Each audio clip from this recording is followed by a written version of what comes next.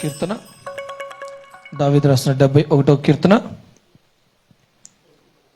10, 11, 12 చరణాలను ఉత్తర పశ్చిద్రాలుగా చదువుకుందాం. 12 చరణం అందరూ కలిసి చదువుదాం. దావీదు రాసిన 71వ కీర్తన 10, 11, 12 చరణాలను ఉత్తర పశ్చిద్రాలుగా చదువుకుందాం. నా శత్రువులు నన్ను గూర్చి మాట్లాడుకొనుచున్నారు, నా ప్రాణము కొరకు పొంచి ఉన్నవారు కూడి ఆలోచన చేయుచున్నారు.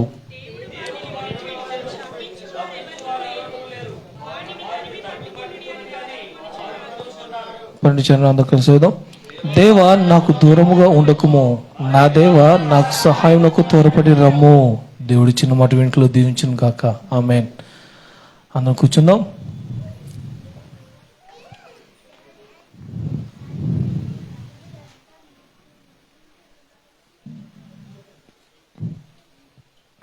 మరి చూసుకున్నట్టయితే దేవుని స్తుతులు, మీ అందరికీ వందనాలు.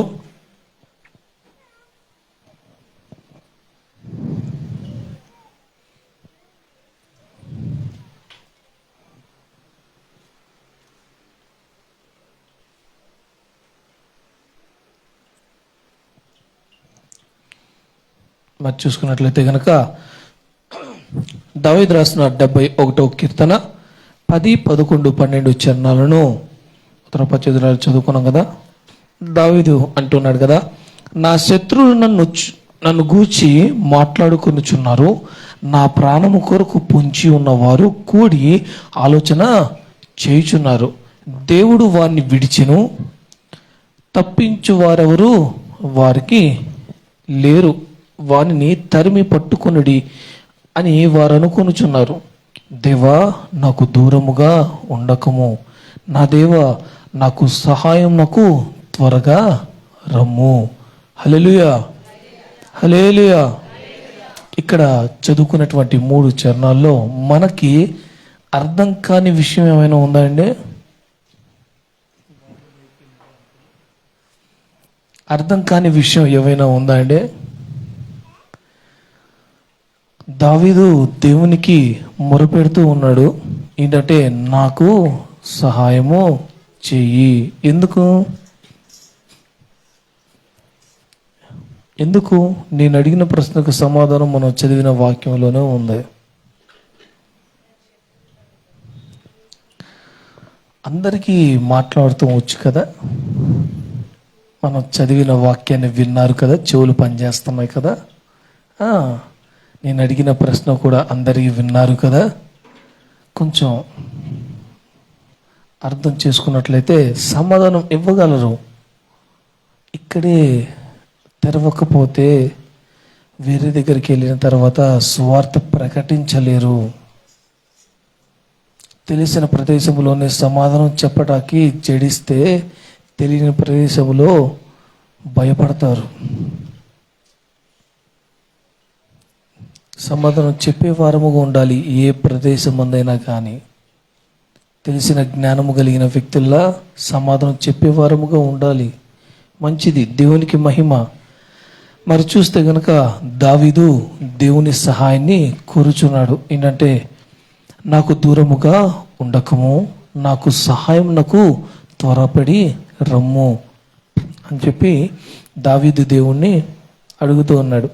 మరి అడిగిన వెంటనే దేవుడు వచ్చాడండి. దేవుడు సహాయం చేశాడా? దావీదు దేవుణ్ణి అడిగాడు. మరి అడిగిన దాన్ని బట్టి దేవుడు సహాయం చేశాడా లేదా?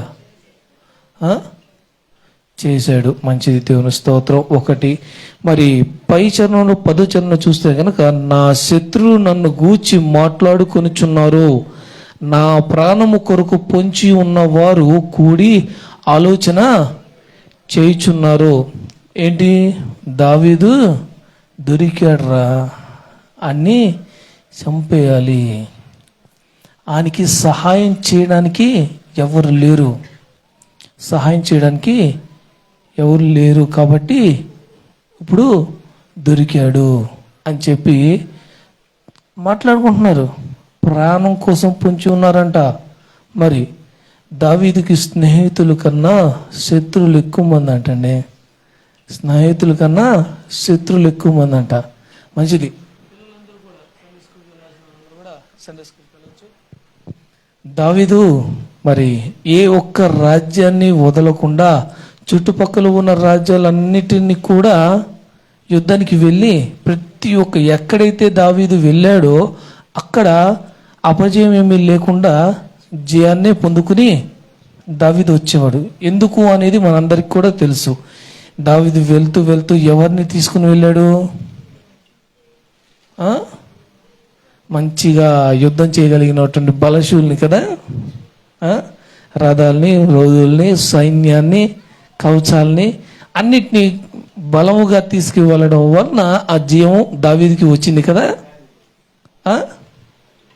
ఎవరు చెప్పారు కదా? అందుకే వచ్చింది కదా దావీదుకి ఆ జయం. ఎందుకు? ఎవరో చెప్తున్నారు కొంచెం గట్టిగా. దేవుణ్ణి తన వెంట పెట్టుకుని వెళ్ళిన వాడు కనుక జయం తన కోసం వచ్చింది. ఖచ్చితముగా నేను ఎప్పుడు చెబుతూ ఉంటాను, అరిగిపోయిన రికార్డులాగా, సర్వము సృష్టించిన దేవుని దగ్గర మనం ఉంటే సర్వము మన వెంట ఉంటుంది. ఎప్పుడు చెప్తూ ఉంటాను నేను ఈ మాట. ఆ దేవునికి సమీపంగా మనం ఉంటున్నామా లేదా అనేదే కావాలి. దావీదు ఎన్నడూ కూడా యుద్ధానికి వెళ్ళేటప్పుడు అయ్యా నేను వెళ్తాను నువ్వు వచ్చేయి అని ఏనాడు అడగల. నేను వెళ్ళాలి యుద్ధానికి అని అంటే నువ్వు నాతో రావాలి. కాబట్టి జయం ఎదురొచ్చింది, జయం ఎదురొచ్చింది. మనమైనా అంతే. ఇక్కడ కూడా ప్రాణము తీయాలని పొంచి ఉన్నారు అంట. మన విషయంలో కూడా అలాగే ఉంటాం. మన విషయంలో కూడా అలాగే ఉంటుంది. మన విషయంలో కూడా మనం మంచిగా చేస్తున్నాము అని అంటే గెట్టని వాళ్ళు ఉంటారు. నువ్వు బాగా ప్రార్థన చేస్తున్నావు అంటే ఇది మాత్రమే ప్రార్థన చేసిద్ది, ఈడు మాత్రమే ప్రార్థన వచ్చిద్ది, మరి ఈడు మాత్రమే స్తుతి బాగా చదివేస్తున్నాడు అనేటోళ్ళు చూసి సొనుక్కునే వాళ్ళు, గొనుక్కునే వాళ్ళు చాలామంది ఉంటారు. అందుని బట్టి దేవుని స్తోత్రం. ఎందుకంటే ఆ రోగం కలిగినటువంటి వారు, ఆ బుద్ధి గుణాన్ని కలిగినటువంటి వాళ్ళు నమ్మనటువంటి వ్యక్తులు బయట ఉన్నారు సరే, వాళ్ళలో లేరు. నిజమైన దేవుడు ఎవరో ఎరిగి తెలిసి నమ్మి నడిచేసుకుని సంవత్సరాలుగా భక్తి చేస్తున్నటువంటి ఈ విశ్వాసుల్లోనే ఉన్నారు ఇటువంటి రోగం కలిగినటువంటి వారు. వాళ్ళు పరిచర్య ఎక్కువ చేస్తున్నారు, వీళ్ళు ప్రార్థన ఎక్కువ చేస్తున్నారు అని చెప్పి ఇక్కడ ప్రాణం తీయాలని దావీదు జనాలు చూస్తూ ఉన్నారు. కానీ దావీదు ఎన్నడూ కూడా ఎవరికి కూడా చిక్కలేదు. దావీదు ఎన్నడూ ఎవరికి కూడా చిక్కలేదు. ఎప్పుడూ కూడా దావీదు చరిత్ర మొత్తం చూసుకుంటే గనక ఎన్నడూ కూడా. కానీ దావీదు చేతికే సౌలు 2 సార్లు చిక్కాడు. దావీదు చేతికే సౌలు 2 సార్లు చిక్కాడు. అయినా కానీ దావీదు ఇక్కడ చిన్న సమస్య వచ్చినా దావీదు దేవుని దగ్గరికి వచ్చి అడుగుతున్నారు.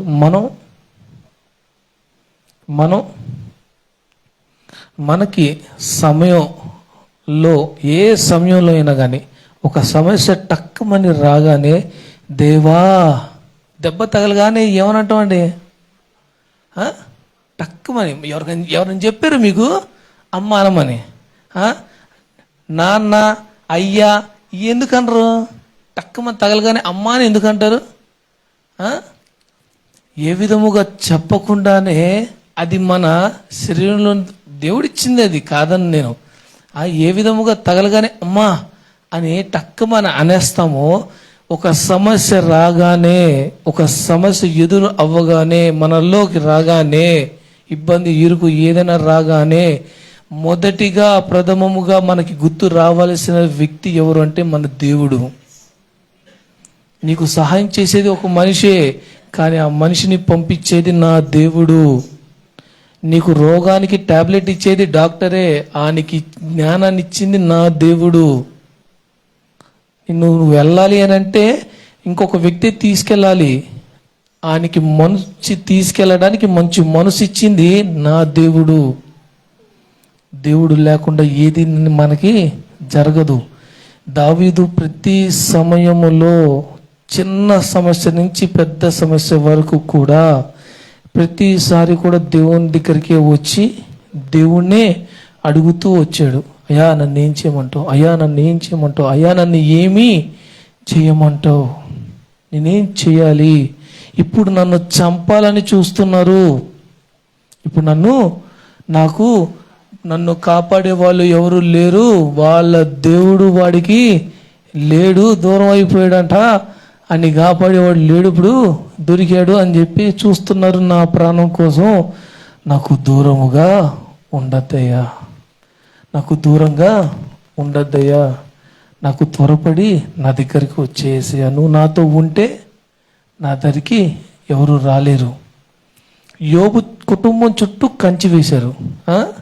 దేవుడు కుటుంబం చుట్టూ కంచి వేశాడు. యోబు చేసేటటువంటి పని వల్ల, ప్రార్థన వల్ల కుటుంబం చుట్టూ కంచి వేశారు. సాతాను పిలిచి, ఎటువంటి వాడిని ఎక్కడ నుంచి చూసావంటరా? సాతాను పిలిచి దేవుడు అన్నాడు, ఇటువంటి భక్తిపరుణ్ణి, ఇటువంటి వ్యక్తిని ఆయన చూసావా అంటే ఎక్కడ చూడలా. నీ చేతికి అప్పచెప్తున్నాను, వెళ్ళి ఏం చేస్తావు చెయ్యి, ప్రాణము తప్ప అంతా నీకు అప్పచెప్తున్నాను, ఏదైనా చేయాలంటే వెళ్ళి సీరియస్గా మళ్ళీ వచ్చేసి ఏం చేసేది నేను? కుటుంబం చుట్టూ కంచేసావు, నేను వెళ్ళి ఏం చేయగలను వచ్చి అంటున్నాడు. అపవాదైన వాడే వచ్చి దేవుని దగ్గర విజ్ఞాపన చేస్తున్నాడు, కుటుంబం చుట్టూ కంచేసావు, నేనేం చేయగలను? దేవుడు మనతో ఉండగా దాటి మన దరికి రాగలిగిన వాడు లేడు. ఆయన కంచి వేయగా మనం బయటికి వెళ్ళాల్సిందే తప్ప దాటి లోపలికి రాగలిగిన వాడు ఎవడు లేడు. అందుకే దావీదు, త్వరపడి నా దగ్గరికి రాయ్యా, నాకు సహాయము చేయయ్యా, వాళ్ళు నా ప్రాణము తీయాలని ప్లాన్ల మీద ప్లాన్లు వేసేసుకుంటున్నారయ్యా, నన్ను కాపాడగలిగే. దావీదుకి జ్ఞానం లేదా? దావీదుకి యుద్ధ కవచాలన్నిటిలో నైపుణ్యత లేదా? ఆలోచన లేదా? తప్పించుకోవాలి అనుకుంటే గనక తప్పించుకోలేడా? వేల మంది సైన్యం వచ్చినా కానీ ఒంటి చేతో చంపగలిగినటువంటి వ్యక్తి దావీదు. మనందరికి కూడా తెలుసు. తన కొడుకే దావీదుని చంపడానికి వచ్చినప్పుడు సేనాధిపతి కొడుక్కి చెప్తున్నాడు, ఎవరిని చంపదాకి వెళ్తున్నావు? ఏదో మరణ పడక మీద ఉన్నాడు, ముసలోడు అయిపోయాడు, వెళ్ళి చంపెత్తే ఒక ఏటైతే చచ్చిపోతాడు అనుకుంటున్నావేమో, ఎవరిని చంపదాకి వెళ్తున్నావు? నీ తండ్రి ఎటువంటి వాడో తెలుసా? సింహం వంటి గుండెకి కూడా దడ పుట్టించగలిగినటువంటి వ్యక్తి నీ తండ్రి. ఎదుటోడికి సింహం వంటి గుండె ఉన్నా ఆ గుండెకి కూడా దడ పుట్టుద్ది. అంతటి నైపుణ్యత కలిగిన వాడు నీ తండ్రి. వెళ్ళి ఆయనే చంపేద్దాం అనుకుంటున్నావా? చచ్చిపోతావు వెళ్తే అని చెప్పి ఆపాడు. అటువంటి అంత నైపుణ్యత కలిగినటువంటి దావీదు ఏమీ చెయ్యలేనటువంటి వ్యక్తిలా, ఒక నిమిత్త మాత్రుడుగా, ఒక సామాన్యమైనటువంటి మనిషిగా, దేవా త్వరపడి రాయేసయ్యా, వారు నా ప్రాణము తీయాలని ప్లాన్లు వేస్తున్నారయ్యా, కోరుకుంటున్నారయ్యా, మాట్లాడుకుంటున్నారయ్యా, నన్ను కాపాడగలిగిన వాడువు నువ్వు ఒక్కడివేనయ్యా అని చెప్పి వేడుకుంటున్నాడు. మనకు సమస్య రాగానే మనకెవరెవరు సహాయం చేస్తారో ఫోన్ తీసి గిర్ర ఎతికేస్తా ఉంటారు. వాళ్ళకి వీళ్ళకి ఫోన్ చేస్తారు, ఈ సమస్య ఆ సమస్య ఆ విధంగా అయింది, ఈ రకంగా అయింది, నువ్వు చేయవా సహాయం చేయవా అంటూ అడుగుతూ ఉంటారు. కానీ వాళ్ళెవరు గుప్పిలు విప్పాలన్నా, మనసులు ఓపెన్ అవ్వాలన్నా కీ ఎక్కడుంది? అన్ని తాళాలు పెట్టి తాళాలు వేసేసి ఉన్నాయండి, అన్ని బాక్సులు మూసేసి ఉన్నాయి. ఆ బాక్సులు ఓపెన్ అవ్వాలి, ఆ హృదయాలు మారాలి, నెమ్మది రావాలి, నీకు సమస్యకి సహాయం ఒక వ్యక్తి చెయ్యాలి అని అంటే, ఆ మనసుకు నెమ్మది రావాలంటే ఎవరు చేయాలి? దేవుడు. నువ్వు దేవుని దగ్గరికి రావాలి. You should give the priority to the god, అంతే. First priority is to god, అంతే. మొదటి ప్రాధాన్యత దేవునిది. నీకు జయమిస్తాడు, ఖచ్చితంగా జయమిస్తాడు. కానీ నీవు ప్రథమముగా దేవుని దగ్గరకు వచ్చి, దేవా సహాయం ఇవ్వయ్యా అని చెప్పి, సహాయం చేయయ్యా అని అడిగినప్పుడు మనము పొందుకోగలము ఖచ్చితముగా. మరి ఎలీషా దగ్గరికి ఒక వ్యక్తి వచ్చాడు రోగంతో. మనందరికీ తెలుసు, చదివిన వారమే, అందరు తెలుసుకున్న వారమే. ఆ వ్యక్తి వచ్చాడు, చూశాడు, ఏం చేసేది లేదు, ప్రార్థన చేసేది లేదు, ఏం లేదు. వెళ్ళి యోర్దాను నదిలో ఎన్నిసార్లు మునమన్నాడు? 70 మార్లు 7 మార్లు మునగమన్నాడు. ఏమన్నాడు ఆ వ్యక్తి? మా ఇంటికాడ ఎంతగానో గొప్ప గొప్ప నదులు ఉన్నాయి, మంచి మంజీరా వాటర్ ఉన్నాయి, వెళ్ళి మునిగితే మామూలుగా ఉండదు అన్నాడు కదా. మంచి మంచి పెద్ద పెద్ద నదులు ఉన్నాయి, రమ్యమైన సుందరమైన గొప్ప గొప్ప నదులే నా దగ్గర ఉన్నాయి, మా దగ్గర ఉన్నాయి. ఆడ కాకుండా ఏడ పోయి మునగమంటవేంది చిన్న నదిలో అని చెప్పి అంటే, తనతో పాటు ఉన్నటువంటి సేనాపతి అయ్యా చెప్పాడు కదా, చేస్తే ఉపయోగం ఉంటుంది కదా, కాకపోతే అప్పుడు చూద్దామని అంటే తన మాటని అంగీకరించి వెళ్ళి ఒకటోసారి మునిగాడు, వచ్చిందా? రెండోసారి మునిగింది, కార్యం జరిగిందా? మూడోసారి మునిగాడు, తను అనుకున్నది పొందుకున్నాడా? నాలుగోసారి, ఐదోసారి, 6 సార్లు మునిగినా కానీ ఆ కార్యాన్ని చూశాడా? లా.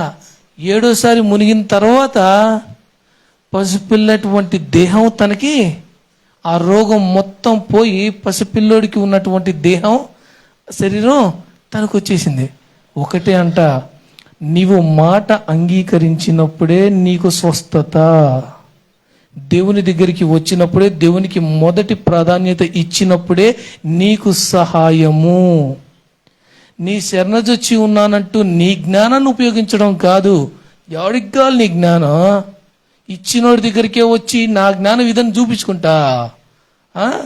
ఎవరైతే ఇచ్చాడో నా దేవుడు నీకు అనుగ్రహించాడు జ్ఞానం, నోటి మాట, తెలివి, ఆలోచన, అతని దగ్గరికే వచ్చి ఆ జ్ఞానాన్ని ప్రశంసించేంత గొప్ప వ్యక్తి అయిపోయావా? దేవుని దగ్గరికి వచ్చినప్పుడు యూ షుడ్ బి 0 అంతే. ఒక్కటే మాట, when you came to God you should be 0.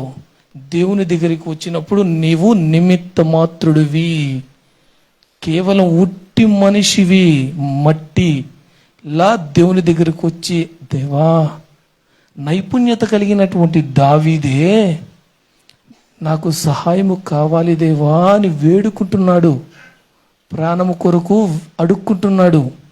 అంతటి నైపుణ్యత కలిగిన వాడే ఆ రకంగా తగ్గి మరిచి విడిచి వేడుకుంటున్నాడు అంటే మనం ఏ పార్టీ వాళ్ళం అండి? దావీదుతో పోల్చుకోవడానికి కూడా సరిపోమండి, దావీదుతో పోల్చుకోవడానికి కూడా సరిపోము. గొప్ప నైపుణ్యత కలిగిన వాడు, గొప్ప భక్తిపరుడు, హృదయంలో నా హృదయానుసారుడని సాక్ష్యాన్ని పొందినవాడు, పరలోకపు త్వాలపు చెవులు పొందినవాడు, నీవు నా సేవకుడవు అని స్థానాన్ని పొందుకున్నవాడు, నీవు నా ఇష్టుడవు అని సాక్ష్యాన్ని పొందుకున్నవాడు, ఎన్నో బిరుదులు తన జీవితంలో దేవుని దగ్గర నుంచి పొందుకున్నాడు. అంత స్థానం పొందుకున్నాడు అనంటే ఏ విధముగా తను భక్తి చేశాడు, ఏ విధముగా నిజముగా ఆలోచన చేసుకోవాలి మనం. ఎంత గొప్ప స్థానం నీకు ఉన్నా, ఎంత స్కిల్డ్ పర్సన్ నువ్వైనా, దేవుని దగ్గరికి వచ్చినప్పుడు, ఆయన శరణజొచ్చి నీవు వేడుకుంటున్నప్పుడు నీ మాట ఏ విధముగా ఉండాలి అనంటే 0. అప్పుడే నీవు పొందుకోగలవు. విశ్వాసముతో ప్రార్థన చేయడం అంటే అదేగా మరి. నా దేవుడు చేస్తాడు, ఏమాత్రము కూడా అనుమానము లేకుండా, చుక్కంత అనుమానము కూడా లేకుండా దేవుడు కూడా అన్నాడు ఆవగింజంత, అంతకన్నా తక్కువ ఏది లేదంట. కనీసం అంతన్న పెడితే కనుక నువ్వు చేస్తావు ఆ కార్యం, దేవుడు ఆలోచన. కనీసం అంత, అదే దేవుడు కోరుకునేది. దేవుడు కోరుకునేది అదే. నీవు నిలకడగా లేనటువంటి వ్యక్తివి, నిలకడగా ఆలోచన కలిగి హృదయపూర్వకముగా ఉండగలిగితే నీవు చేసిన ప్రార్థన ఇంపైన సువాసన భరితముగా మార్చబడుతుంది. ఆయన ఆగ్రహించి వెంటనే ఆమేనను పలికితే కార్యము ఉన్న ఫలంగా జరుగుతుంది. ఎలీషా వచ్చాడు, కొమ్మ ఇరిచాడు, అక్కడ వేశాడు. ఎక్కడ పడిందో గొడ్డలు అంటే అక్కడ పడింది అన్నాడు. అంతే, ఆడ పడగానే చిగురు కొమ్మ ఇరిచి అక్కడ వేయగానే గొడ్డలు నీటి మీద తేలింది. రాత్రంతా ప్రార్థన చేశాడు ఎలీషా, గంటల గంటలు ప్రార్థన చేశాడా? ఎక్కడి నుంచి జరిగింది? మనము చేసే ప్రార్థన జీవితం బట్టే ఉందండి, వేడుకునే విధానం బట్టి. ఒకటి, దేవుడు కోరుకునేది అదే. దేవుడు కోరుకునేది ఆ స్థానము, దేవుడు కోరుకునేది ఆ స్థానము. నీవు దేవుని దగ్గరికి వస్తున్నప్పుడు ఏ విధముగా వస్తున్నావు, ఎంత వల్లించి ప్రార్థన చేస్తున్నావని దేవుడు చూడడు. చెప్తున్నాను కదా, ఇద్దరు చేసిన ప్రార్థనలు కూడా ఉన్నాయి, మనందరికి కూడా తెలుసు. ఒకడు వల్లించి గొప్పగా ప్రార్థన చేశాడు, ఇంకొకడు నీ దగ్గరికి ఎత్తుకోవడానికి కూడా, తల ఎత్తి నీ దగ్గర రావడానికి కూడా అవకాశము లేదయా అని తగ్గించుకుని చేశాడు. ఎవరి ప్రార్థన శ్రేష్టంగా గొప్పగా దేవుడు ఎంచాడు? ఆ విధముగా దావీదు కూడా అదే, నా ప్రాణము తీయాలి అని చెప్పి వారందరూ కోరుతున్నారయ్యా, నాకు సహాయము చేయవా, త్వరపడి నా దగ్గరికి రావాదేవా అని చెప్పి అడుగుతున్నాడు. మనము కూడా అదే విధముగా మొరపెట్టే వారముగా ఉందాం. మనము కూడా అదే విధముగా దేవుణ్ణి వేడుకునే వారముగా ఉందాం. మనము కూడా అదే విధముగా